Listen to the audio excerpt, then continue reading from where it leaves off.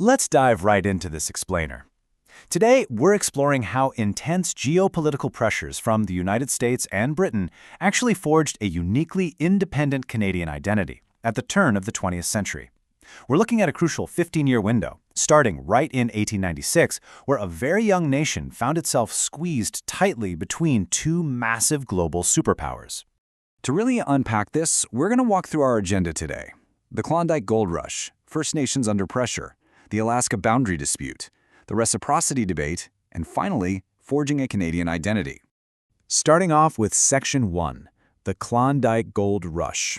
In 1896, which happens to be the exact same year Sir Wilfrid Laurier became Prime Minister, a massive gold discovery by an American prospector and his Tagish First Nation family at Rabbit Creek sparked an absolute geopolitical shockwave.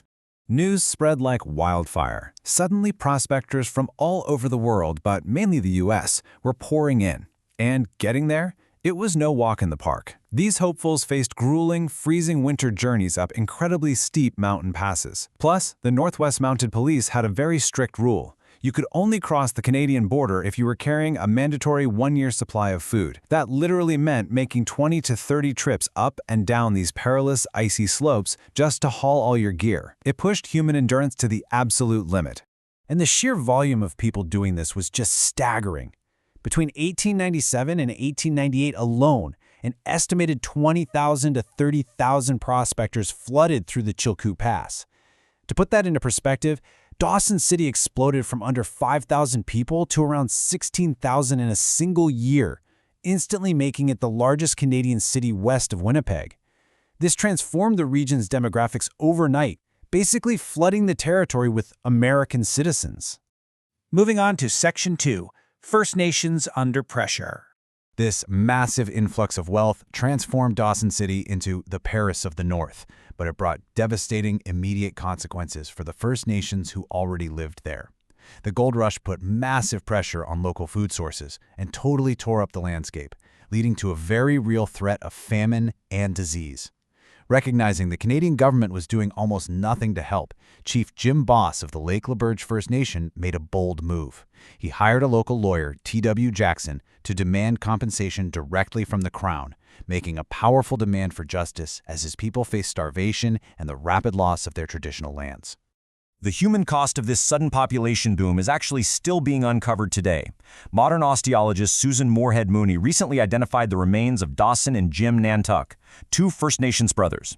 Back in 1898, a tragic cultural misunderstanding unfolded. Evidence suggests two members of the brothers' clan died from accidental poisoning. Following their own cultural traditions to avenge the deaths, the brothers killed an American prospector. They were arrested and executed in 1899, making them the only First Nations people lawfully hanged during the gold rush.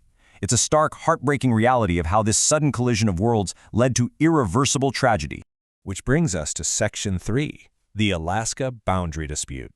So with all these people and all this wealth suddenly moving around, establishing a clear, legal border between Alaska and Canada became incredibly urgent.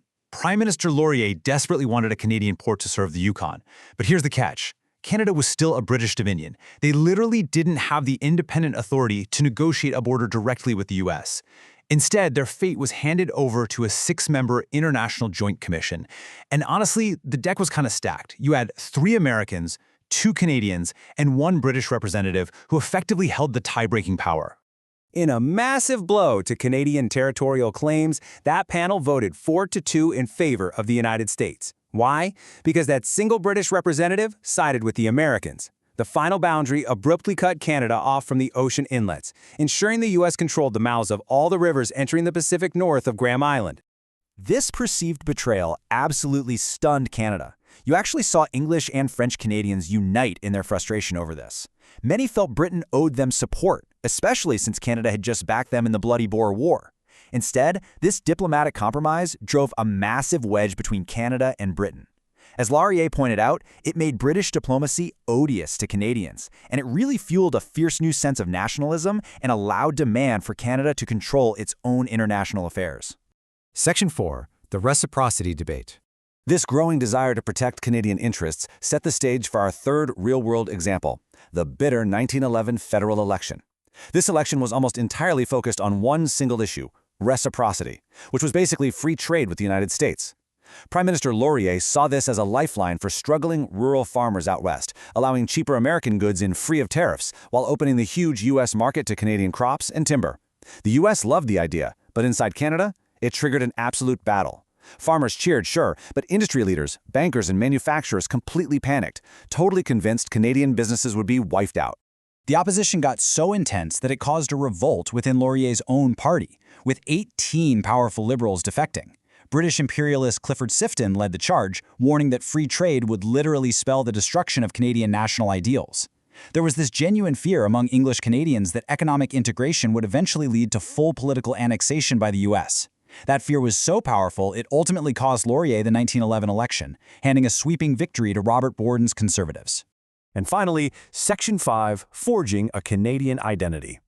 Look at how all these cascading historical dominoes came together. Over just 15 years, Canada was getting squeezed tightly by the demographic and economic weight of the U.S. on one side and the diplomatic compromises of the British Empire on the other. They navigated the sheer chaos of the Klondike, the heartbreaking displacement of First Nations, the betrayal of the Alaska boundary, and the existential panic of the reciprocity debate. But here's the thing. All of these intense external pressures forced the young country to look inward and figure out how to truly stand on its own 2 feet. Despite losing that 1911 election, Laurier's words perfectly capture the outcome of this incredibly tumultuous era. He declared, "I am a Canadian," appealing to a new policy of true Canadianism. The crucible of these years didn't break the nation. Instead, it forged a resilient, highly defined sense of independent identity that simply hadn't existed before. As we wrap up this explainer, I want to leave you with this to chew on. The geopolitical struggles Canada faced over a century ago, trying to balance the economic gravity of a massive neighbor against the political demands of an overseas empire, those aren't just in the history books. Think about it. How are those exact same dynamics of trade, borders, and national sovereignty still playing out in international relations all around the world right now? Thanks so much for joining me on this deep dive.